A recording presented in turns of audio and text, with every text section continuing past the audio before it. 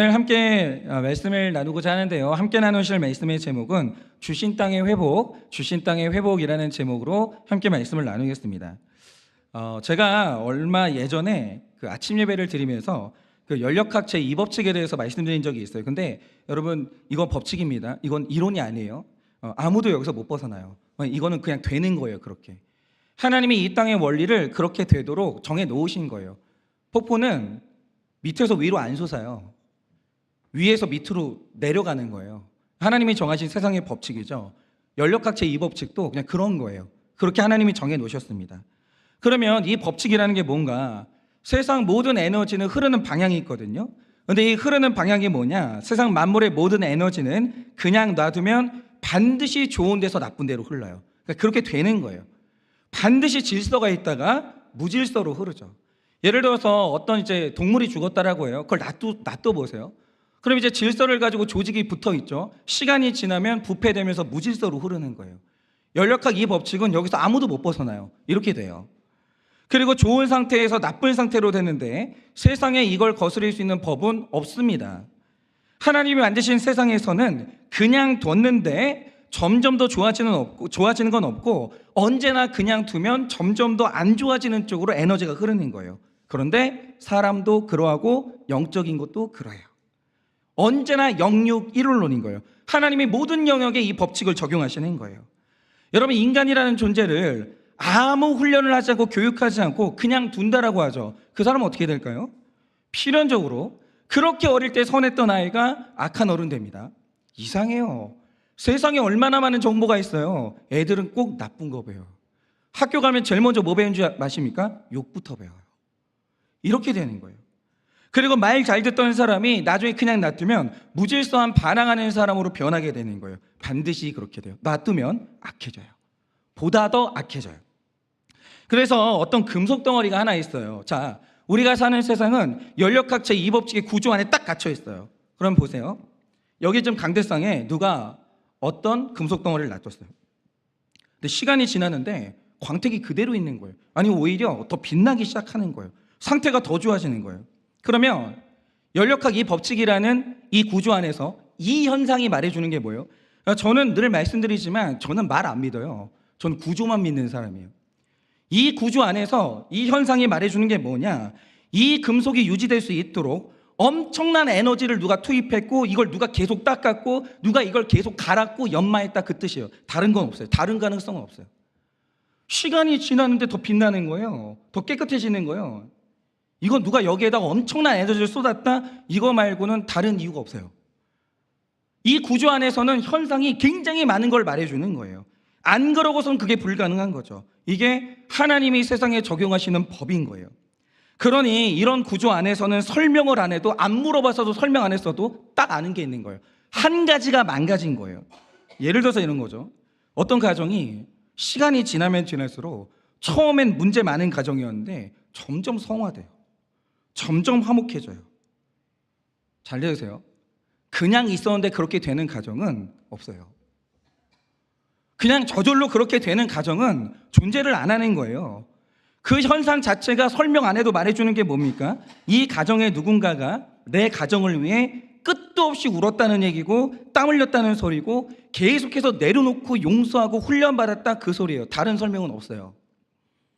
이유가 없는 거예요. 시간이 지나는데 어떤 사람이 계속 인격적이 돼요. 어떤 사람이 혈기가 점점 죽어요. 말씀 안에서 새로워지는 거예요. 그거는 역행했다는 소리거든요. 법칙을. 이 말 뜻이 뭐냐? 어마어마한 에너지를 갖다 쏟았다는 거예요. 저절로 그렇게 되는 일은 안 일어나요. 어떤 교회가 점점 성장하고 더 좋아진다. 근데 이런 현상을 놓고 이 구조를 벗어나서 이상한 설명하는 사람도 있어요. 저 교회는 아파트 단지에다 자리를 잡았어. 기가 막혀. 저기랑 그냥 교회 차려놓으면 성장하지. 저 교회는 아주 기회를 잘 잡아가지고 넓은 주차장을 확보했다는 거예요. 그러면 성장하지, 이러는 거예요. 그건 다 의미 없는 소리예요. 듣지도 마세요. 그런 건 없어요. 어떤 교회가 시간이 지날수록 성도님들이 더 성장하고 교회가 부흥을 해요. 이 말 뜻이 뭐냐면 그 교회를 위해서 누가 인생 바쳤다, 그 소리예요. 누가 있어요 지금. 그 공동체의 구성원들이 계속하는 용서와 섬김과 성화의 과정을 게을리하지 않았다는 거예요. 그거 말고는 다른 이유가 없어요. 다 쓸데없는 소리인 거예요. 여러분, 목사 아니라 목사 할아버지라고 해도 오늘 훈련 멈추잖아요. 평신도보다 못하게 돼요. 반드시 퇴보해요. 사람이 아무것도 안 하는데 자기 상태 유지할 수 있냐? 안 됩니다. 목사님이 이제 막 믿은 초신자보다 더 싸늘해지는 거예요. 그렇게 돼요. 장로님들, 나는 이제 되었다라고 하면서 아무 노력도 하지 않고 오늘 훈련 딱 중단하잖아요. 나중에 평신도보다 못한 장로님 돼요. 여러분, 권사님들 오늘 있잖아요. 회개하는 거 멈추잖아요. 어떻게 되냐? 평신도보다 양심이 없는 권사 되는 거예요. 반드시 그렇게 되어지는 겁니다. 그래서 우리가 절대 이제 하지 말아야 될 게 뭐냐면, 이게 교회를 오래 다니면 교양은 있어가지고 목사님 저는 부족해요. 그냥 저는 말을 안 믿어요. 그게 아니라 저는 부족해요 이게 말을 할 줄 모르겠는데 속으로 난 됐다라고 생각하는 순간 끝나는 거예요. 우리 입에서 죽는 그날까지 멈추지 말아야 되는 말이 뭐냐면 난 아직 되었다함이 없다, 이것만 있어야 되는 거예요. 이것만. 이게 연력학제 2법칙이에요. 그런데 우리는 다 피해의식이 있어가지고 어떤 가정이 우리 가족보다 화목하고 어떤 교회가 우리 이 교회보다 부흥한다라고 해요. 그럼 꼭 하는 말이 뭐냐면 애초에 네가 좋은 남자 좋은 여자 만났잖아. 나는 그냥 나쁜 남자 나쁜 여자를 만난 거야. 그러니까 너는 좋은 사람 만나서 그렇게 사는 거고 나는 나쁜 사람 만나서 이렇게 됐다는 거예요. 다 쓸데없는 소리예요. 네가 그냥 빵빵한 그 집에 이게 지원을 받아가지고 네가 나보다 사는 게 훨씬 편하고 저 사람의 환경이 내 환경보다 좋아서 그래서 저 집은 화목한 거야. 환경이 좋아서. 근데 죄송한데 그건 그냥 본인 생각이세요. 그런 건 없어요. 하나님이 만드신 법 안에서 어떤 가정이 어떤 땅이 시간이 지났는데도 퇴보하지 않고 아름다워진다, 가꿔지고 있다, 그냥은 안 되는 거예요. 여러분 생각을 해보세요. 오늘 이 가나안 땅에 하나님의 은혜가 머물고 있어요. 젖과 꿀이 흐르는 땅이래요. 약속의 땅이에요. 그냥 돼요 그게? 그런 일은 없어요. 여호수아처럼 계속 싸우기를 멈추지 않고 땅 분배할 때 너와 내가 계속 내려놓고 갈렙은 희생하는 자리로 나아가고 도피성을 만들어서 일평생 살인자와 살아내는 이 치열한 성화의 노력이 있어야 가나안 땅은 젖과 꿀이 흐르는 땅으로 유지가 되는 거예요. 점점 아름답게 가꾸어지는 거죠. 그러니까 피해의식은 내려놓으세요. 그냥 이상한 있잖아요. 망상 있잖아요. 막 뭐 열등감 비교의식. 그냥 본인 생각이세요. 그런 건 없다고요. 어떤 가정이 우리 집보다 훨씬 화목하다, 나보다 훨씬 더 많은 용서와 눈물과 노력이 있었던 거예요. 그거 말고 하나님의 이 구조 안에서는 다른 설명 자체가 일체 없는 거예요. 그래서 오늘은 우리도 이 각자가 받은 내 땅이 아름다운 땅이 되려면 그럼 우리가 해야 되는 이 적용이 뭔가, 오늘 우리가 이 중요한 말씀 앞에서 이것을 좀 묵상하고자 합니다. 자, 그러면 오늘 여러분이 각자의 땅을 받았어요. 가정도 받았고 배우자도 받았고 자녀도 받았고 직장도 받았어요. 목장도 받았죠. 시간이 지날수록 천국이 되고 아름다워지는 비결이 뭐겠습니까? 첫째로 내가 믿음의 조상이 되어야 됩니다. 1절 2절입니다. 여호와께서 주위의 모든 원수들로부터 이스라엘을 쉬게 하신 지 오랜 후에 여호수아가 나이가 많아 늙은지라 여호수아가 온 이스라엘 곧 그들의 장로들과 수령들과 재판장들과 관리들을 불러다가 그들에게 이르되 나는 나이가 많아 늙었도다 라고 하십니다. 여러분 오늘 이 말씀을 보시면 여호수아가 늙었대요. 근데 한번 우리가 적용을 좀 해보자 이거죠. 그러니까 성경을 읽을 때 그냥 피상적으로 읽지 말고, 자, 늙었다는 말의 뜻이 뭐예요? 단순히 이게 내가 너보다 나이를 많이 먹었다, 절대적으로 내가 늙었다, 이 뜻도 있지만 내가 밑에 질서가 보고 배우고 주목하는 윗질서가 되었다, 이 말인 거예요. 그럼 그 증거가 뭐냐? 여러분, 늙었다는 개념이 뭐예요? 자, 여기 지금 다양한 연령대의 분들이 앉아있잖아요. 그러니까 누가 늙었어요? 늙었다는 개념은 언제나 상대적인 거예요. 예를 들어서 지금 제 딸이 이제 초등학교 2학년인데 걔 입장에서 보면 6학년은 완전 늙은이에요. 그러니까 제가 지금도 기억이 나는 게 뭐냐면 저 초등학교 1학년 때 6학년 형이 전교 회장이었거든요. 그 형이 너무 멋있는 거예요.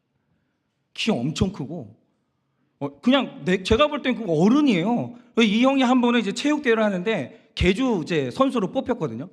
이 형이 막 달리니까 거리가 이렇게 벌어지는 거예요. 와, 진짜 저 형처럼 됐으면 좋겠다. 너무 잘생기고 너무 멋있는 거예요. 근데 나이 먹어가지고 딱 보니까 그냥 6학년이에요. 꼬마. 근데 1학년 때 그 형을 상상하잖아요. 완전 어른이에요. 완전. 언제나 상대적인 거죠. 20대는요 누가 늙은이에요? 30살 보면요 늙은이에요. 아줌마예요. 그래가지고 20대들 모여있는데 이제 30살 언니가 이제 딱 온다. 뭐 아줌마가 왜 우리 목장에 오고 막 이렇게 되는 거죠. 40대인 제 입장에서는 60대가 늙은 어른인 거죠. 근데 반면에 이 상대적인 말이라는 말이 뭐냐면 저는 60대를 보면 까마득한 어른으로 보이거든요. 60대 요즘에 노인정에 입장도 못해요. 어린애라. 아이돌이라 이게 입장도 못하는 거예요. 좀 더 나이 먹고 오라고 막 이렇게 되는 거죠. 그러니까 이런 거예요. 여러분 잘 들으세요. 10대가 60대한테 배우는 건 사실 되게 멀어요. 공감도 안 되고.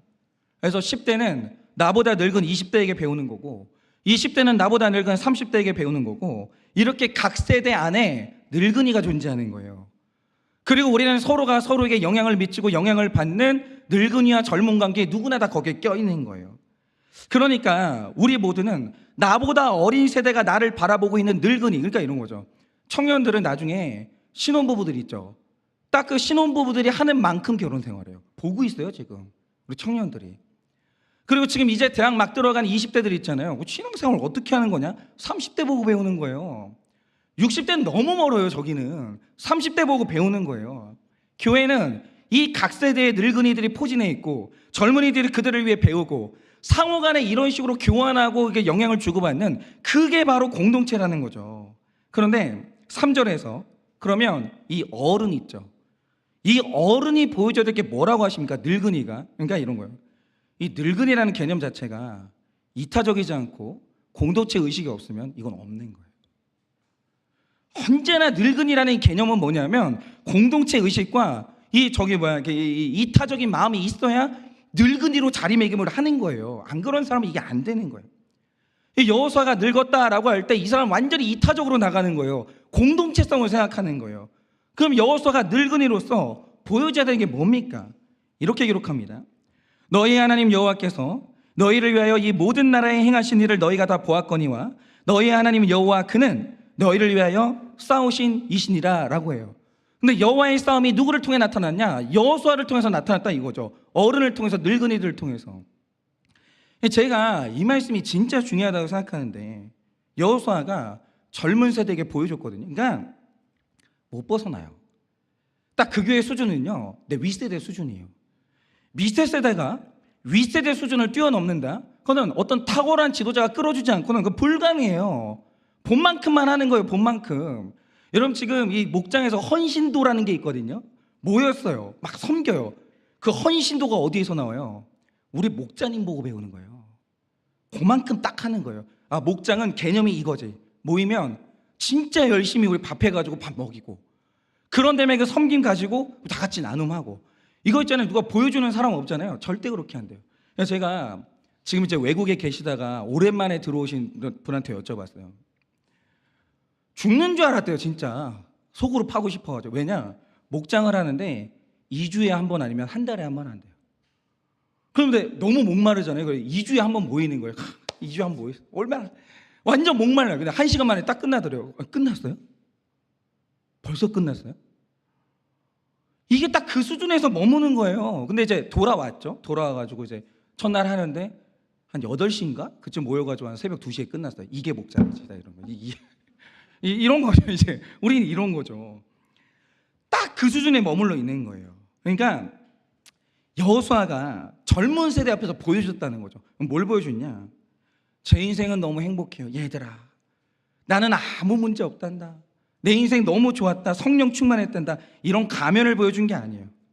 여호수아는 이스라엘이라는 택자의 지도자였어요. 나는 믿는 늙은이에요. 근데 문제를 다 보여주는 거예요. 그런데 여호수아는 그걸 다 숨기면서 행복한 지도자인 척 그렇게 한 게 아니라 수많은 문제를 딱 내놓고 싸우는 걸 보여줬다고요. 그러면서 내 공동체를 어떻게 아름답게 회복할 수 있는가, 문제가 있는데 이걸 어떻게 회복하는가, 이 과정을 다 보여주는데 이게 현실이라는 거죠. 그러니까 제가 그 부모님들 있잖아요. 제일 나쁜 교육이 뭔지 아십니까? 이런 거예요. 애들 다 알아요. 엄마 아빠 사이 안 좋다, 우리 집에 어떤 문제가 있다, 돈 문제가 있다, 뭐가 있다, 다 알아요. 어떻게 모를 수가 있어요? 같이 밥 먹고 사는데 공기만 이게 느껴도 다 아는 거죠. 근데 딱 이러는 거야. 야, 애들은 알 필요가 없어. 너는 그냥 공부나 해. 엄마 아빠 문제는 우리가 알아서 할 테니까 너는 공부나 해. 딱 이러는 거예요. 이게 제일 나쁜 거예요. 왜냐? 돈 문제가 생겼다고 하죠. 얘 돈 문제에서 면제시켜 주는 거예요. 넌 공부만 해. 엄마가 빚내 가지고 내가 너 지원해 줄게. 넌 그냥 누려. 고생은 엄마 아빠가 할게. 걔는 돈 문제 안 생겨요?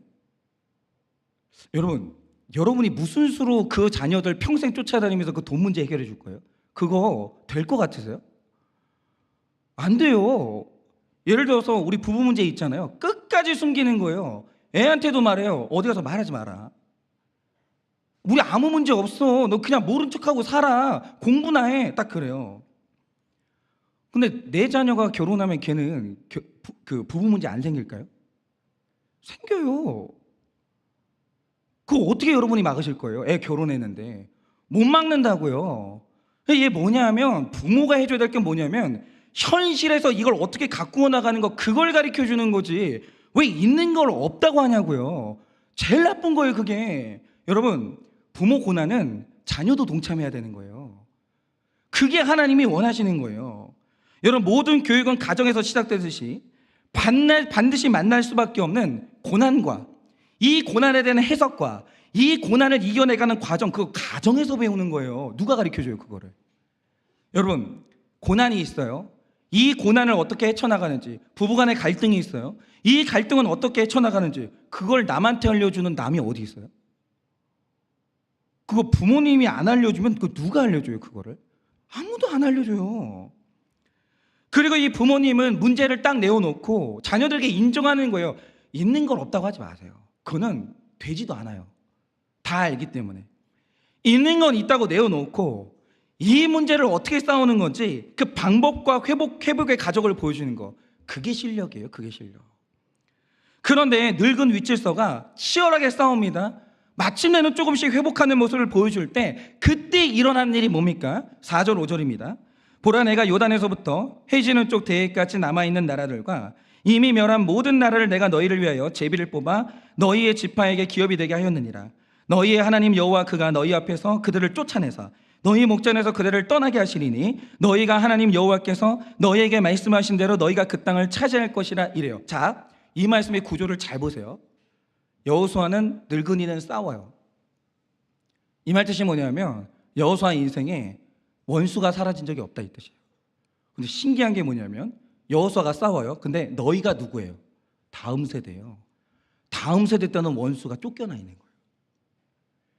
이게 굉장히 중요한 원리라는 거예요.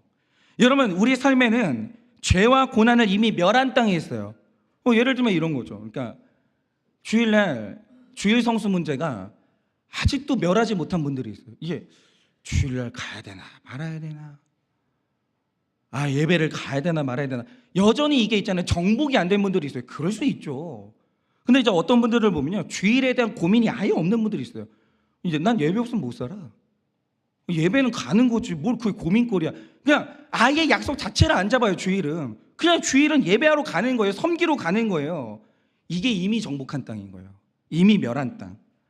이미 있잖아요. 이런 식으로 아직 우리 삶에는 이미 멸한 땅이 있지만 아직 원수들이 남아있는 정복하지 못한 땅이 존재해요.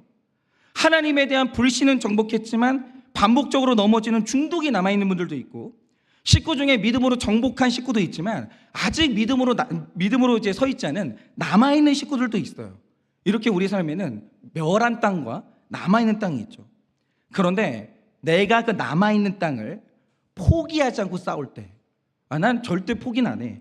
이렇게 싸울 때 일어나는 일이 뭐냐, 만약 내 때에는 다 정복하지 못했을 수 있어요.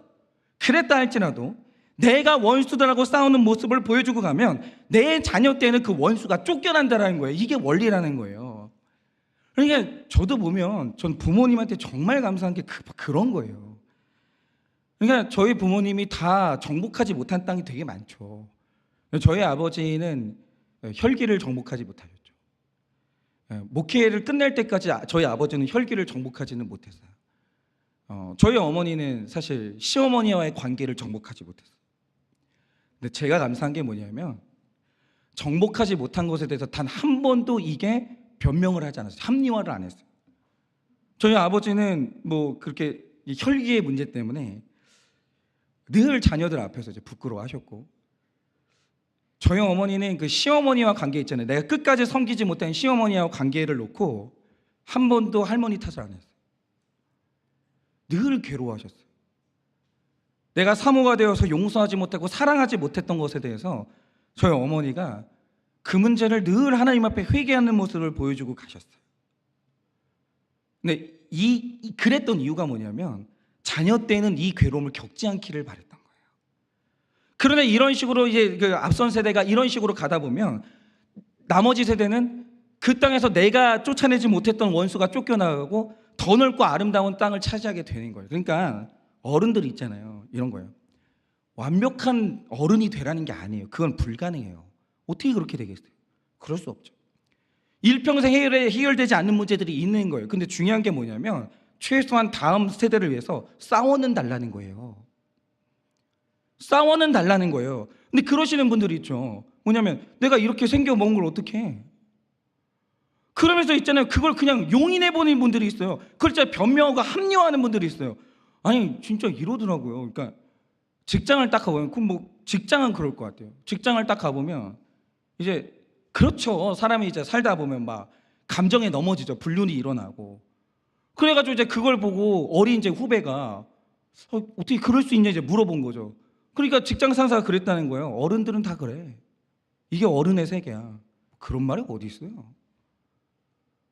그러니까 넘어질 수 있다니까요. 그걸 가지고 누가 정죄해요? 우리 다 그런데. 중요한 게 뭐냐면 부끄러워는 해야 될 거 아니에요. 잘못됐다고 인정은 해야 될 거 아니에요. 아파는 해야 될 거 아니에요. 그건 해줘야 된다는 거죠. 우리 윗세대가. 근데 그걸 안 하는 거예요. 그걸 안 하는 거예요. 윗세대는 완벽하라고 말을 안 해요. 하나님이 언제 완벽하라고 했어요? 완벽한 부모가 어디 있어요? 만약에 자녀가 부모님한테 완벽하지 못하다고 부모님을 원망한다, 그건 젊은이가 잘못된 거예요. 그런 어른이 어디 있어요? 중요한 건 뭐냐? 싸우는 건 보여주시라고요. 회개는 보여주시라고요. 예전에 우리 아버지들을 보면은 딱 이래요. 직장에서 죽어라 이래요. 그 집에 딱 온다. 그럼 뭐 하냐?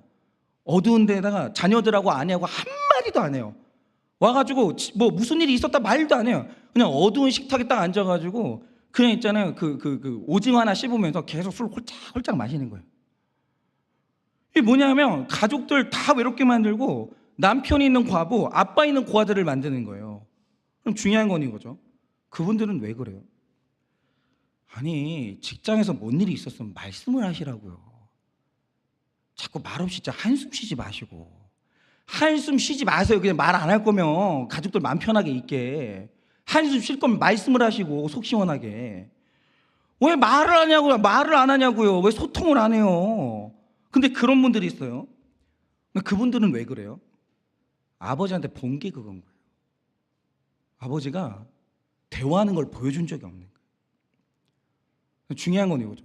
그렇게 계속 살 거예요. 진짜 이상한 게 있는데 우리 신학생들은 신학교 들어가면 한국교회 역사부터 배워요. 교회 역사부터. 분명히 한국교회 초기에는 이 강단에 나와가지고 내 죄를 진짜 울면서 회개하는 회개가 있었거든요. 오늘날 이게 사라진 거예요. 전통이. 그리고 회개하는 교회가 이상한 교회가 되는 거예요. 진짜 이상해요. 그래가지고 한국교회 역사를 딱 펼쳐놓고 또 얘기해요. 이게 한국교회 전통 아니냐? 그럼 또 맞대. 그럼 우리 한국교회 전통대로 다시 한번 돌아가자. 그럼 또 안 한대. 어느 날 이 전통이 끊어진 거예요. 이유가 뭐냐? 윗세대가 어느 순간부터 죄를 처리할 때 그걸 덮은 거예요. 이게 언제 시작됐냐? 신사참배부터 시작했어요. 이 신사참배가 한국교회에 어마어마한 독을 풀었는데 신사참배를 딱 했어요. 할 수 있죠. 해도 된다는 게 아니라 여러분이 한번 해보세요. 어느 날 총칼 딱 들이밀고 너 예수 믿을 거야 안 믿을 거야? 그러면 그때도 예수 믿을 사람 순교할 사람 몇 명이나 돼요? 여기에 우리 다 연약한데 순교하면 대단한 거.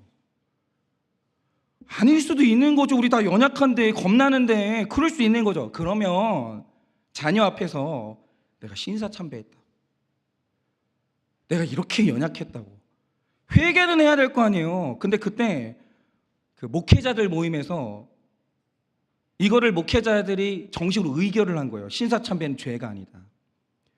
목회자들이 신사참배하니까 성도들이 동시에 신사참배했거든요. 이거 되게 부끄러운 역사예요, 한국교회에. 성도님들이 신사참배하는 거 아니에요. 목사들이 신사참배했어요. 그래서 회개해야 될 거 아니에요. 근데 이거를 덮었어요. 신사참배한 걸 그냥 덮어버렸어요. 공식적인 회개가 없었어요. 그래 그냥 한경직 목사님이 돌아가시기 전에 개인적으로 회개했죠. 그게 한국교회 오늘날 이 아름다운 이 공개적인 회개, 이 죄고백에 대해서 이게 끊어버린 거예요. 여러분, 윗세대에게 좋은 건 반드시 계승해야 됩니다.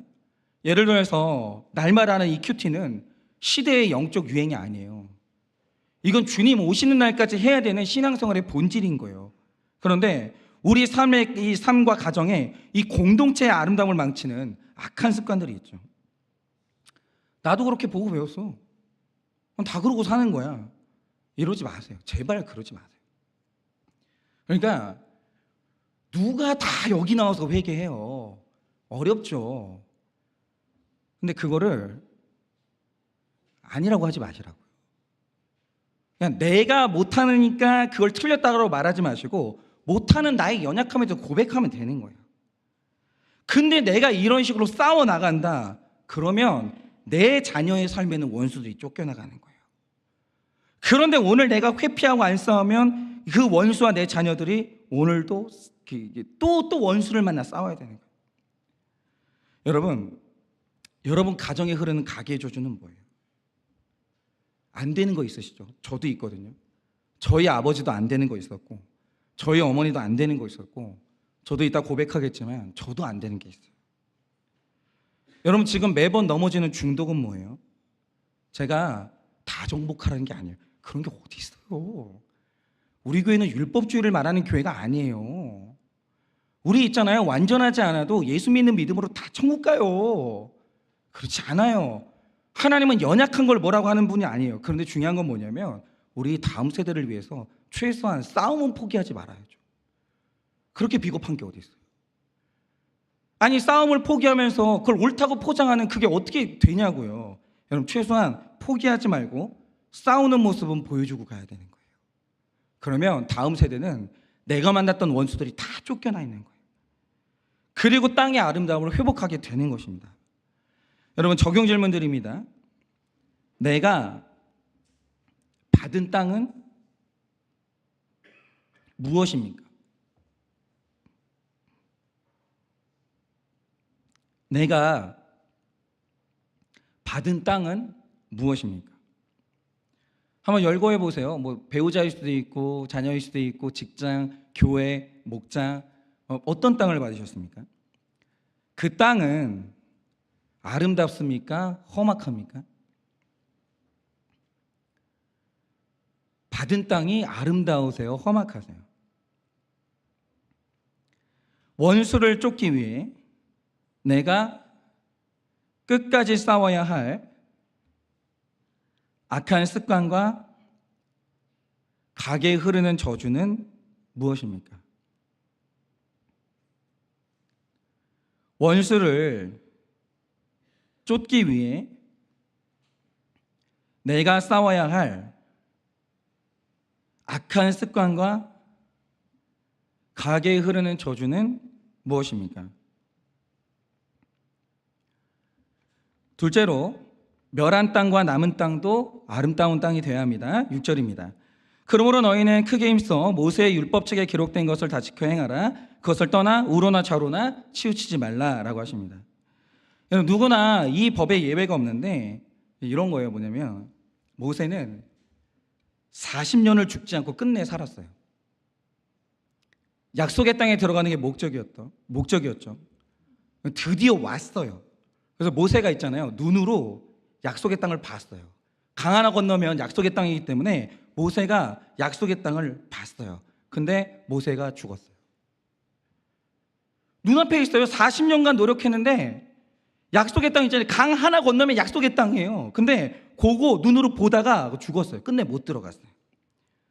여호수아는 아직 물리치지 못한 가나안의 7 족속이 있었어요. 아직 남아있어요. 7개나 남아있는 거예요. 근데 이거 정복 다 못했어요. 남기고 그냥 죽어야 됐어요. 그러니까 삶을 살면서 다 이루고 여한 없이 죽는 사람은 아무도 없어요. 저는 저희 아버지가 목회 끝나고 지긋지긋해 할 줄 알았어요. 와, 진짜 고생 많이 했다, 할 만큼 했다, 끝, 이럴 줄 알았는데 저희 아버지가 아직도 미련이 남아있어요. 야, 그때 내가 그걸 배웠으면, 내가 그때 이걸 알았으면, 지금 만약에 시간이 나에게 다시 주어진다면 난 또 목회하겠다, 이러시는 거예요. 누구나 다 있잖아요. 다 이루지 못하고요, 다 내려놓을 때는 아쉬운 거예요. 그런데 여호수아가 이런 상황에서 자식 같은 백성을 놔두고 7 족속이 아직 남아있는데 가야 되니까 얼마나 미련이 남고 걱정이 되겠어요. 그래서 이 여호수아가요, 해야 될 것과 하지 말아야 될 것을 당부를 해요. 나는 못하니까 마지막으로 이제 다음 세대에게 당부를 하는 거예요. 근데 당부하는 첫째가 뭐냐, 이게 중요한데, 니네가 말씀을 들은 대로 좌로나 우로나 절대 치우치지 말라는 거예요. 이게 뭐냐면 균형 잡으라는 거예요. 그런데 제가 요즘 가만히 보니까 지금 이 시대에 특히 젊은 세대 진짜 걱정이 되는데, 우리 신혼부부들, 우리 청년들, 그리고 젊은 세대가 균형을 도저히 못 잡고 너무 흔들리는 부분이 있는 거예요. 그게 뭐냐, 물질 문제예요. 말하자면 이런 거죠. 여러분, 우리가 이 돈 벌었으면 재테크 해야 되잖아요. 뭐 재테크 안 하는 바보가 어디 있어요? 재테크 해야죠. 근데 여러분, 최고의 재테크가 뭐예요? 그건 절약이에요. 그 주제에 맞는 삶. 그러니까 기본적으로 재테크는 절약인데, 절약하고 주제에 맞는 삶이 안 되면 어떤 재테크를 해도 여러분은 빵꾸 나요. 그냥 있잖아요, 적자예요, 적자. 여러분, 우리가 얼마를 번다 할지라도 내 씀씀이가 주제를 넘어가고 절약이라는 습관 자체가 없으면 그냥 그 가게는 연봉이 얼마라도 파탄나는 거예요. 여러분, 대기업도요, 주제 넘어가잖아요, 소득 넘어가잖아요, 씀씀이가 그냥 그대로 파탄 나는 거예요. 리먼 브라더스도 그냥 그렇게 되는 거예요. 예외는 없는 거예요. 절약 못 하잖아요. 여러분, 돈 못 벌어요. 그런데 요즘 우리의 문제가 뭐냐면 수입은 정해져 있어요. 씀씀이가 안 줄어요. 이거 큰 문제예요. 그런데 보세요, 여기서 이제 균형 잡아야 되는데, 균형이 뭐예요? 균형에서 제일 중요한 건 수입이에요. 무조건 수입이에요. 그러니까 물질에서 균형은 수입이라는 기준이 딱 갇혀 있고, 수입에 맞춰서 소비하는 게 균형이거든요. 예를 들면 제가 예전에 이제 잠실에서 이제 사역한 적이 있었는데, 거기는 좀 이제 그래도 소득이 많은 분들이 있죠. 근데 거기는 차가 너무 밀리니까 다 자전거 타고 다녀요. 그럼 얼마짜리 사야 돼요? 근데 거기 분들은 자기 수입에 맞춰서 보통 300만 원짜리 자전거를 막 사더라고요. 근데 그분들은 그분들이고 옆집이 내 기준이 아니라고요. 저는 있잖아요, 그 300만 원이 제 한 달 수입이에요. 근데 중요한 게 뭐냐면 이 300만 원짜리 자전거를 있잖아요, 옆집이 기준인 줄 알고 옆집이 300만 원짜리 사잖아요. 나도 그걸 사는 거예요. 그런 게 어디 있어요? 유튜브를 보잖아요, 맨날 여행 다니는 사람도 있어요. 그게 유튜버가 기준이에요? 그냥 여행은 수입이에요. 수입에 맞춰서 여행 다니는 거죠. 근데 우리는 수입은 생각이 하기 싫은 거예요. 계속 쓰고 싶은 거고, 이게 소비가 이게 중독이 된 거죠. 그러니까 일어난 일이 뭐냐, 씀씀이가 수입을 넘어서니까 투기를 시작하는 거예요. 이거 한 방에 메꿔보겠다고. 주식 투기, 부동산 투기, 비트코인 투기 같은 데 빠져가지고 씀씀이를 메꾸려고 하는데, 그러다가 있잖아요, 있는 월급도 다 날리고 빚쟁이로 사는 사람이 얼마나 많은지 몰라요. 얼마나 많은지. 우리 교회에도 있을걸요. 이거는 영적인 것도 마찬가지예요. 여러분 잘 보세요, 균형. 옛날에 어른들은 딱 그랬어요. 직장이 딱 끝나요, 집을 가야 될 거 아니에요. 직장 끝났으면 집을 안 가요. 그 예전에는 다 장의자 했거든요. 장의자가요, 이거 이불 깔고 누우면 그렇게 편해요. 그리고 직장 끝나면 집에 안 가고 교회 와가지고 계속 밤새도록 기도하는 거예요. 기도하다가 아침에 일어나가지고 그 새벽 예배 드리고 그리고 집에 가는 거예요. 그럼 집은 어떻게 해요? 애들은 어떻게 해요? 청소는 누가 할 거예요? 이거는 그냥 종교 중독이에요. 죄송한데 이거 치우친 거예요. 뭐 기도 많이 하고 막 나는 주님을 봤어, 주님이 잘생겼어, 뭐 이런 식으로 막 나는 뭐 들었다는 거예요. 죄송한데 그 들어도 아무 소용 없어요. 그냥 균형 무너지신 거예요. 여러분, 신앙생활의 건강함이라는 건요, 삶을 잘 살기 위해서 신앙생활이 있는 거예요. 성과 속이 분리되면 안 되는 거예요. 근데 있잖아요, 영적으로 나는 뭔가를 들었고 영적으로 충만하니까 삶을 못 살아도 변호가 되는 것처럼 죄송한데 균형 잃어버린 거예요. 그러지 마세요. 그럼 균형 잃어버린 거예요. 그거는 종교 중독이에요. 그런데 다른 것도 마찬가지예요. 일주일의 삶에 주일 예배 하루, 목장 예배 한 번, 그리고 만약에 수요 예배가 생긴다, 수요 예배 하루를 다 보내라는 것도 아니에요. 와가지고 한 2시간 3시간 우리 말씀 듣는 거예요. 그리고 하루 전체를 이렇게 살면서 1시간 내지 30분을 이 큐티를 하는 거예요. 많아요 그게? 하나 여쭤볼게요. 많은 거예요? 근데 이것도 안 해요. 뭐가 그렇게 바쁜지는 모르겠는데 바쁘다고 하면서 이것도 희생해요. 그러면서 세상에 치우치는 분들이 있다라는 거죠. 그 균형 잃으신 거예요. 뭐가 바빠가지고 주일날 또 약속을 잡아요. 일주일 내내 돌아가면서. 여러분, 영과 육, 성과 속의 균형을 잃어버리면 많이 얻는 게 아니에요. 그러니까 주일도 아까운 이유가 뭐냐면 여러분 지금 뭐 아까우신 거잖아요. 다 잃어버리는 거예요. 영적 욕심이 많아가지고 아무것도 안 하는 거예요. 교회만 눌러붙어 있는 거예요. 다 잃어버리는 거예요. 하나님이 축복할 것 같으세요? 천만의 말씀이에요. 균형 잃어버리는 건 영적인 게 아니에요. 여러분, 다 잃어버리는 겁니다. 그럼 균형을 잡으면 어떻게 되는가? 7절입니다. 너희 중에 남아있는 이 민족들 중에 들어가지 말라, 그들의 신들의 이름을 부르지 말라, 그것들을 가리켜 맹세하지 말라, 또 그것을 섬겨서 그것들에게 절하지 말라라고 하십니다. 그러니까 자, 균형이 뭐냐? 이 말씀을 보면 들어가지 말라, 부르지 말라, 맹세하지 말라, 섬겨서 절하지 말라, 말라는 게 그렇게 많아요. 근데 여러분, 이렇게 하지 말라는 게 많은 이유가 뭐겠어요? 여러분, 성경이 균형인 거예요. 여러분 생각이 균형이 아니에요. 근데 성경이 이렇게 하지 말라는 게 너무 많아요. 왜 그러냐? 우리를 유혹하는 게 그렇게 많은 거예요. 유혹하는 게 많으니까 균형 잡기 위해서 하지 말라는 게 많은 거예요. 그리고 한번 넘어지면 일어나는 게 너무 힘들기 때문에 그래서 하나님이 하지 말라는 게 이렇게 많은 거예요. 이 균형을 잡으셔야 되는 거예요. 세상을 살아가지만 유혹이 너무 많기 때문에 하지 말라는 주님의 말씀을 계속 듣고 가는 거, 이게 굉장히 중요한 균형이라는 거죠. 여기서 저도 제 이야기를 해야 될 것 같은데, 저는 이제 그 죄인인 거 이제 깔고 가는 거죠. 다 아시잖아요. 제가 전 진짜 욕심이 많아요. 아무것도 양보가 안 돼요. 그래서 저도 이제 시간이 지나면 이게 쓱 지나가는 건데, 제가 물욕이 정기적으로 올라올 때가 있어요. 이것만 한번 넘기면 또 이렇게 또 몇 개월 가는 거예요. 이렇게 싹 이제 지나가고, 그러다 좀 기다려서 물욕 쑥 올라오고. 근데 최근에 제 안에 물욕 하나, 엄청난 물욕이 올라왔는데 아날로그 손목시계가 그렇게 갖고 싶은 거예요. 이게 물욕이 이게 몇 월 달부터 그랬더라? 한 3월 달부터 계속 올라오는 거예요. 근데 그러다가 이제 문제는 뭐냐면 요즘 유튜브가 그게 문제인 것 같아요. 그냥 구경이라도 하자고 보잖아요. 계속 떠요, 알고리즘이. 이게 막 눈 돌아가는 거죠. 이게 주제에 안 맞으면 이제 잊어버려야 되는데 얼마나 물욕이 오는지 속으로 계속 부르짖는 거예요. 막 아날로그 시계 막 내가 너를 갖고야 말겠어 맹세하고, 이걸 가지면 얼마나 행복할까 막 섬겨서 절하고 그러고 있는 거예요. 근데 제가 때 대놓고 그러면 제가 저를 정죄하잖아요. 그러니까 포기하는 거하고 덮어놓고 감추는 건 다른데 포기를 못한 거죠. 그래서 그냥 감춰놓고 있었어요. 감춰놓는 게 뭐냐면 나 포기했어, 구경만 하자. 그러면 계속 구경하는 거예요.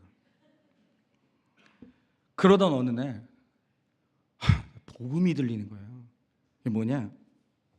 제가 아침 예배 때 이제 설교를 하는데 어떤 지체가 이제 그 설교를 봤나 봐요. 근데 이 지체가 제가 애플워치를 차고 있는 걸 보고 시험에 들었다는 거예요. 너무 감사. 그 말을 듣는 수가 얼마나 기쁜지 갑자기 제 속에서 일어난 게 뭐냐? 영혼 구원을 위해서 아날로그 시계를 사야 된다. 이거는 욕망이 아니다. 내가 이게 사는 건 이타적인 거다. 이 내가 나를 설득하고 있는 거예요. 근데 저는 하나 산이 있잖아요. 우리 아내가 시퍼렇게 눈 뜨고 있잖아요. 분명히 말하면 헛소리 하지 말라고 할 게 뻔하거든요. 그래가지고 몰래 샀어요. 토요일 날 차에 기름 넣으러 간다고 하면서 몰래 시계 사러 갔죠. 그래서 샀어요. 문제는 뭐냐? 시계 어디다 차요? 손목에다 차잖아요. 근데 숨길 방법이 없는 거예요. 사놓고 보니까. 그러니까는 속일 거면 안 차야 되고 찰 거면 들켜야 되는데 진퇴양난에 빠진 거 어떻게 할 수가 없는 거예요.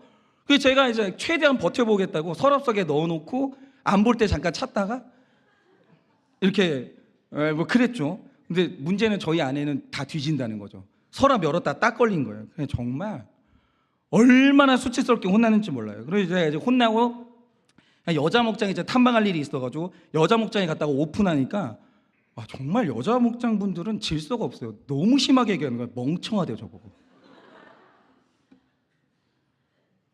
아니 목사님 그게 말이 돼요? 아니 손목시계를 사면서 어떻게 안 걸릴 수 있다는 생각을 하냐고. 그냥 혼나든가 아니면은 그냥 이제 사질 말든가 그래야 되는 거 아니냐고. 제가 저한테 그냥 완전히 속은 거죠. 완전히 속은 거죠. 그리고 하나님이 저한테 이제 징계를 하셨는데 미용실에 갔더니 머리를 이따위로 만들어놨어요. 저도 알아요. 저 지금 제 머리가 얼마나 이상한 줄 알거든요. 근데 제가 이게 징계예요. 하나님의 징계. 그냥 정신 차려놓고 보니까 이렇게 만들어놨다고요. 그래 내 삶에 그러니까 억울한 게 하나도 없는 게 그냥 내 삶의 결론이에요. 그냥 한 몇 주는 이러고 살아야 되겠죠? 네. 그럼 다 저보고 파마했냐고 그러고 파마 안 했거든요. 근데 보세요. 저도 이제 균형을 잡으려고 애쓰는 사람인데 말도 안 되게 균형이 무너지는 거예요. 진짜 말이 안 되잖아요. 무슨 손목시계 사면서 영혼구원을 위해서 손목시계 산다. 그럴 때도 있긴 할 수 있을 것 같은데 이건 이 경우는 아니잖아요. 말 된다는 말이 속는 거예요. 왜 그러냐? 맨날 끊어야 되는데 유튜브 뭐 시계 뭐 그 들어가고 맨날 마음속으로 부르고 맹세하고 섬기고 그러고 있으면 누구라도 넘어지는 거예요. 여러분 그만 부르셔야 돼요. 그만 들어가고 안 그러면 머리 저처럼 돼요. 그러니까 맨날 우리 균형 잃어버려가지고 자녀 교육만 죽어라 부르짖고 물질 죽어라 섬기고 성공하겠다고 아무데나 들어가고 그러다가 우리 다 잃어버리는 거예요. 영적인 건 뭐냐면 교회에 주구장창 붙어있는 게 영적인 거 아니에요. 제대로 된 목사는 쫓아내야 되는 거예요. 그럼 바깥에서 열심히 일만 하는 게 균형 뭐 그럼 열심히 사는 거냐? 아니에요. 영적인 건 뭐냐면 균형이에요. 그러니 공동체에 묻고 죄를 보면서 부지런히 들어가지 말고 부르지 말고 맹세하지 말고 섬겨서 절하지 말아야 될 걸 분별하셔야 되는 거예요. 균형 잡으셔야 돼요, 여러분. 균형 잡으셔야 돼요. 균형은 혼자 못 잡아요. 같이 잡는 거예요. 제발 오픈 좀 하세요. 제발 물어보세요. 혼자 결정 좀 하지 마세요. 정말 나르시시즘 중에 나르시시즘이 뭐냐? 나는 완벽하게 균형 잡을 수 있다. 한번 해보세요. 외줄타기 해보세요. 균형 잡을 수 있나? 그거보다 더 아슬아슬한 게 인생인데 어떻게 혼자 균형을 잡아요? 여러분 도움 받으세요. 물어 좀 보세요. 그러면 이제 균형 잡을 수 있는데 그래서 나의 땅의 아름다움을 회복하시길 바라봅니다. 적용 질문 드립니다. 최근 균형을 잃은 것은 무엇입니까?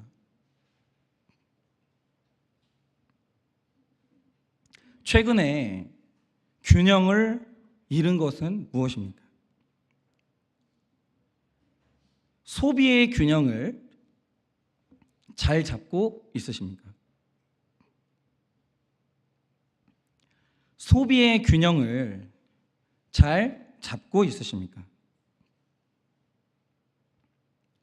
씀씀이와 욕심이 커져서 이상한 투자를 하지 않습니까? 씀씀이와 욕심이 커져서 이상한 투자를 하지 않습니까? 들어가지 말고 부르지 말고 맹세하지 말고 섬겨서 절하지 말아야 될 것은 무엇입니까? 들어가지 말고 부르지 말고 맹세하지 말고 섬겨서 절하지 말아야 할 것은 무엇입니까? 그러니까 느헤미야서도 그랬지만 이제 여호수아서도 딱 나오는데 그게 뭐냐면 자 우리의 땅이 아름다운 땅이 되는 이 방법이 뭐냐? 가정이 제일 중요한 땅인데 가정은 또 아름다울 수 있는 방법이 뭐냐? 마지막 셋째로 불신 결혼은 안 됩니다. 6절 그리고 8절에서 12절입니다. 그러므로 너희는 크게 힘써 모세의 율법책에 기록된 것을 다 지켜 행하라. 그것을 떠나 우로나 좌로나 치우치지 말라. 오직 너희 하나님 여호와께 가까이 하기를 오늘까지 행한 것 같이 하라. 이는 여호와께서 강대한 나라를 너희 앞에서 쫓아내셨으므로 오늘까지 너희에게 맞선 자가 하나도 없었느니라. 너희 중에 한 사람이 1000명을 쫓으리니 이는 너희의 하나님 여호와 그가 너희에게 말씀하신 것 같이 너희를 위하여 싸우심이라. 그러므로 스스로 조심하여 너희의 하나님 여호와를 사랑하라. 너희가 만일 돌아서서 너희 중에 남아있는 이 민족을 가까이하여 더불어 혼인하며 서로 왕래하면이라고 합니다. 여러분이 8절을 보시면 오직 너희 하나님 여호와께 가까이 하라라고 하는 거예요. 그런데 이 가까이 한다는 이 표현이 진짜 중요한 게 뭐냐면, 여기서 가까이 한다는 건 여자와 남자가 결혼하면 한 몸이 될 때 이것과 원어적인 의미가 같은 거예요. 결혼할 때 한 몸 되는 거, 이게 여기에서 말하는 하나님과 우리가 추구해야 될 가까움인 거예요. 그런데 다 아시듯이 성경에서 부부가 한 몸이 된다라고 할 때 이 말 뜻이 뭐예요? 이거는 좀 더 가까이 간다, 연애할 때보다 좀 더 거리가 좁아진다, 이 뜻이 아닌 거예요. 부부가 한 몸이 된다고 할 때 그 뜻이 뭡니까? 너와 나를 아예 악교풀로 붙여서 하나로 붙여버린다, 이 뜻이거든요. 그러니까 너희의 땅이 아름다울 수 있는 유일한 방법이 뭐냐? 딱 하나, 하나님과 나 사이가 더 가까워지는 게 아니에요. 틈이 없어야 되는 거예요. 이게 오늘 하나님이 말씀하시는 가까워지라는 말의 의미인 거예요. 그런데 여기서 잘 보세요. 하나님과 너는 가까이 있어야 돼, 이게 네가 사는 유일한 방법이야. 하나님하고 가까워야 네 땅이 아름다워져 라고 하는데 마지막에 말씀하신 게 뭡니까? 불신결혼하지 말라는 거예요. 이 두 개가 인과관계가 있는 거예요. 상관관계가 있는 게 아니라 인과관계로 완전히 얽혀 있는 거예요. 그러면 불신결혼을 하지 말아야 되는 이유가 뭐예요? 하나님과의 관계에 있어서. 여러분, 우리가 이 유혹이 많은 세상에서 하나님하고 딱 붙어 산다는 건 정말 어려운 거예요. 엄청나게 어려운 거예요. 사실상 안 되는 거예요. 이게 굉장히 어려운데 얼마나 어려운 일이냐? 죄인인 내가 하나님하고 붙어 있는 건 혼자 힘으로는 안 되는 거예요. 이거를 언제까지 말해야 되는지 모르겠는데 혼자 안 된다고요. 내 믿음과 의지는 기본으로 깔고 가는 거고, 플러스 누가 옆에서 도와줘야만 가능한 거예요. 안 그러면 붙어가는 게 안 되는 거예요. 제가 살아보니까 알겠는 게 뭐냐면, 제가 이제 제 아내랑 결혼 생활 하다 보니까 영적인 부분에서 제가 흔들릴 때가 있죠. 진짜 심하게 흔들려요. 정말 심하게 흔들려요. 그리고 제 아내가 말도 안 되게 흔들릴 때가 있어요. 그런 일은 무조건 와요. 흔들려요. 신앙생활은 흔들리는 거예요. 그러니까 안산에서 목회하는 제 동생 목사님 같은 경우에도 초반에 목회가 진짜 힘들었어요. 마지막에 힘든 구간이 있었어요. 그러니까 지금 이제 뒤돌아보면 이게 언덕인데, 그때 이제 제가 이제 동생을 만났던 그때가 막바지 있죠. 진짜 힘들어가지고 숨 깔딱깔딱 하는데 요거 몇 발짝만 걸으면 딱 정상 도착해가지고 밑으로 꺾이는 그 구간, 요때였거든요. 근데 너무 힘든 거예요, 그게. 근데 몇 발자국 걸으면 정상이고 꺾이는데, 근데 그때 어느 날 저를 만나러 왔는데 여기다가 사표를 품고 온 거예요. 근데 이제 그런 거죠. 우리는 뭐냐면 딱 이런 거예요. 행복해야 하나님 뜻인 줄 알아요. 천만의 말씀에 그거 속지 마세요 좀. 그러니까 제 동생이 그때 하는 말이 뭐냐면, 형, 목회가 너무 힘들어, 목회가 안 돼. 그러면서 해석하는 게 뭐냐면 하나님 뜻이 아닌가 봐. 결혼 생활하다가 힘들어요. 뭐라고 하냐? 이 사람하고 만남이 하나님 뜻이 아니었나 봐. 속는 거예요. 그때 너무 힘들었던 거예요. 하나님 뜻이 아니라는 거예요. 자기 사표 내겠다는 거예요. 그런데 제 동생이 사임 안 했죠. 결국 그 자리에 버티고 있다가 요 구간 넘어가고 지금 너무나 아름답게 사람 살리는 이 사역을 하고 있는 거예요. 그러면 어떻게 그렇게 됐을까요? 제 동생은 버틸 능력이 없어요. 얼마나 멘탈이 약하니, 멘탈이 두부예요, 두부. 나 이런 말 안 하기로 약속을 했는데 스스로. 일단 안산 중학교 성도님들 보셨으면 사죄의 말씀 드립니다. 어쨌든 간에. 근데 이제 버티고 지금 아름다운 목회를 하고 있죠. 이유가 뭐냐? 자기가 잘한 게 아니에요. 아내가 붙잡아 주셨던 거예요. 그러니까 이제 그 어느 날 제 동생이 이제 사임할 결심을 딱 하고 저 사모님한테 말을 했겠죠. 나는 더 이상 못 살아. 나 이거 하나님 뜻이 아닌 것 같고, 나 여기 며칠만 더 있으면 나 이제 공황장애 올 것 같다. 나 살아야 되겠으니까 나 사임하게 해줘, 물어본 거예요. 그런데 사모님이 그러시는 거예요. 미안한데 난 여기 부름받았고 난 못 간다고. 당신 사임해도 되는데 나는 그냥 평신도로 여기 남아있겠다고. 당신 가라고. 근데 문제는 또 제 동생이 애처가거든요. 아내 없이는 어디도 안 가요. 그래가지고 아내가 안 간다고 하니까 막 울면서 거기 그냥 있었죠. 죽지 못해 있었던 거예요. 근데 조금 더 버티니까 정상 딱 찍고 목회가 아름다움으로 들어가는 거예요. 그리고 저희 부부도 그랬어요. 제가 흔들리잖아요. 아내가 얼마나 무섭게 꼬집어 주는지. 제가 흔들 때 이름도 안 불러요. 인간이 인간아 이렇게. 그리고 아내가 흔들린다. 그럼 제가 사정없이 꼬집어 주는 거예요. 혼자는 못 와요. 그랬을 리가 없어요. 붙잡아줘서 같이 여기까지 왔어요. 절대 혼자 안 돼요. 절대. 그러니까 날마다 내 옆에 딱 붙어 있으면서 나에게 구원의 도움을 줄 수 있는 유일한 한 사람이 누구냐? 그 배우자밖에 없는 거예요. 우리가 어떻게 맨날 같이 있어요? 남은 그럴 수가 없는 거예요. 공동체가 아무리 좋아도 그렇게는 안 되는 거예요. 그 도움 받을 수 있는 건 배우자밖에 없는 거예요. 근데 내가 구원의 도움을 받을 수 있는 유일한 방법이 뭐냐? 내가 결혼한 상대가 신자여야 되는 거예요. 그 사람 목적도 인생의 목적이 구원이어야 되는 거예요. 그래야 내가 흔들릴 때 이 사람한테 구원의 도움을 받을 수 있는 거예요. 근데 그 도움이 얼마나 결정적인 줄 아세요? 저희 아버지도 마찬가지고 다 그래요. 다 인생 살면서 다 흔들리죠. 결정적으로 한 사람 도움 받아야 되는 거예요. 근데 그게 배우자일 가능성이 굉장히 크다는 거죠. 근데 신앙 없는 사람 만난 거예요. 어떤 일이 벌어질까요? 안 그래도 나 연약해 죽겠는데 상대방이 내 신앙 정기적으로 흔들어요. 주일에 어디 놀러 가자부터 시작해가지고 교회에 오래 있잖아요. 화를 내기 시작해요. 아니, 나는 교회 좀 더 있고 막 교제하고 싶은데 교회 오래 있잖아요. 불신결혼한 사람들은요 불안해요. 또 뭐라고 하겠지. 교회 오래 가 있으면 화를 내고 며칠 기도하러 한 수련회를 간다? 광신도 됐다고 비난하기 시작해요. 여러분, 신결혼을 했잖아요. 그럼 어떤 사람이 내 배우자가 교회 막 헌신해요. 그러면 존경스러운 거예요. 당신은 어떻게 기도를 그렇게 해? 당신은 어떻게 이렇게 예수님을 사랑해? 그게 서로 간에 존경이 되는 거예요. 근데 신결혼했으면 존경스러운 모습이 불신결혼하잖아요. 광신도 되는 거예요. 신결혼했으면 즐거움이었던 모든 신앙생활이 이 불신결혼하는 순간 눈치 봐야 되고 괴로운 일이 되고 부담스러운 모든 일로 싹 바뀌는 거예요. 싹 바뀌는 거. 그거 얼마나 어려운지 아세요? 그러면 틈이 안 벌어지겠어요? 벌어지죠. 하나님하고. 예외가 없는데 솔로몬도 불신결혼의 벽을 못 넘었어요. 솔로몬도 불신결혼의 벽을 못 넘었어요. 하나님하고 틈이 확 벌어졌다는 거죠. 제가 이번 주에 어떤 성도님의 간증집 하나를 선물 받았는데 근데 사연이 기가 막힌 거예요. 너무 기가 막히고 글을 너무 잘 쓰신 거예요. 그래서 이틀 만에 다 읽었는데 내가 너무 은혜를 받아가지고 이 책을 저한테 전해주신 분하고 친분이 있더라고요. 만날 수 없을까요? 그래서 만났어요 이번 주에. 그래서 이제 만남도 가졌는데 잘 보세요.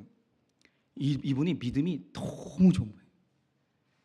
신학을 할 정도로 믿음이 너무 좋은 분이에요. 그런데 그때는 또 우리가 막 불신결혼을 하면 안 된다 이런 거 말해주는 때가 아니었잖아요. 우리 한국교회도 시간 지나다 보니까 이게 터득한 거고. 그런데 이분이 이제 결혼을 했는데 누구랑 결혼해도 힘든 게 결혼 생활인데 심지어 이 믿음 좋은 분이 불신결혼한 거예요. 어떻게 되는 줄 아세요? 불신결혼을 딱 하니까 구체적인 이혼 계획을 세워가지고 구체적으로 실행한 게 2번. 그거 원래는 이혼했어야 되는 거예요. 근데 신기한 게 뭐냐면 이분이 이제 이혼 계획을 실행하다가 갑자기 어느 날 말씀이 들려가지고 가정 지켜야 되는구나 그러면서 가정 지킨 게 아니었다라는 거예요. 어떻게 가정 지켰는지 아세요? 2번을 이분이 구체적으로 이제 이혼을 이제 실행을 이제 막 다 서류까지 꾸며놓고 자 이제 도장만 찍으면 우린 이혼이야. 저 밝은 세상으로 나가는 거야. 막 이러면서 이제 준비를 했는데 이혼 직전에 갑자기 임신된 거예요. 근데 이혼을 2번 시도했는데 2번 다 직전에서 임신된 거예요. 나는 그게 참 신기해. 그렇게 싸운데 임신은 또 어떻게 될까? 어쨌든 막 그런 거죠. 그러니까 이분이 잘 믿는 분이에요. 아니 이렇게까지 잘 믿는 분들은 하나님 앞에 순교하는 게 진짜 인생의 영광이라고요. 근데 흔들리는 거예요. 왜냐? 불신결혼하니까 하나님과 나 사이에 틈이 벌어지는데 아무도 못 막아요. 그러니까 13절이 말하는 불신결혼의 결론이 뭡니까? 이렇게 말씀하십니다. 확실히 알라. 너희 하나님 여호와께서 이 민족들을 너희 목전에서 다시는 쫓아내지 아니하시리니 그들이 너희에게 올무가 되며 덫이 되며 너희의 옆구리에 채찍이 되며 너희의 눈에 가시가 되어서 너희가 마침내 너희 하나님 여호와께서 너희에게 주신 이 아름다운 땅에서 멸하리라 이래요. 아름다운 땅인데 멸하는 거예요, 거기서. 근데 그 시작이 뭐냐? 불신결혼이라. 그러니까 이 괴로움, 이 말 뜻이 뭔지를 알려면 그건 불신결혼 해본 사람만 아는 거예요. 이 어려움, 이 고통은요, 불신결혼 해본 사람만 아는 거예요. 그러니까 내 인생이 아름다운 땅이 되기 위해서는 그 무엇보다 신결혼하는 게 중요한 거예요. 그러니까 신결혼을 한다는 건 뭐냐면 결혼이 인생의 목적이 되면 안 되고 구원이 인생의 목적이 돼야 마침내 신결혼할 수가 있는 거예요. 얼마나 어려운지 몰라요. 그러니까 여러분, 지금 여러분이 어떤 땅을 받으셨어요? 근데 이거는 믿으세요. 하나님의 말씀은 이루어지는 말씀이에요. 하나님 말씀 중에 안 이루어지는 말씀은 없어요. 여러분이 지금 여러분의 받은 땅의 상태가 어떤지는 모르겠으나 그 땅 아름다워질 수 있어요. 네 땅은 완전히 무너졌고 망가졌고 네가 가진 땅은 절대로 복구될 수 없어. 그거 거짓말이에요. 그거 대적하시고 쫓아내세요. 그런 일은 없어요. 주 뜻 안에서 가정은 회복될 수 있고 내 땅은 아름다워질 수 있어요. 그러나 적용하셔야 돼요. 여러분, 믿음의 조상이 되셔서 완전하지 못한다 할지라도 싸움을 포기하지 마세요. 균형 잘 잡으시고 반드시 신결혼을 이루시는데, 나는 이제 이미 불신결혼한 분들이 있잖아요. 그러면 여러분 끝까지 믿음 안에서 싸우셔야 되는 거예요. 내 가정이 신가정으로 일어날 수 있도록. 그렇게 끝까지 포기하지 말고 그 땅의 회복을 위해서 여러분 정말 헌신하셔서 지금 서 있는 땅이 아름답게 회복되어지기를 예수님의 이름으로 축원합니다. 우리 찬양팀 나와주시고 마지막 적용 질문 드립니다. 하나님과 딱 붙어가고 있으십니까?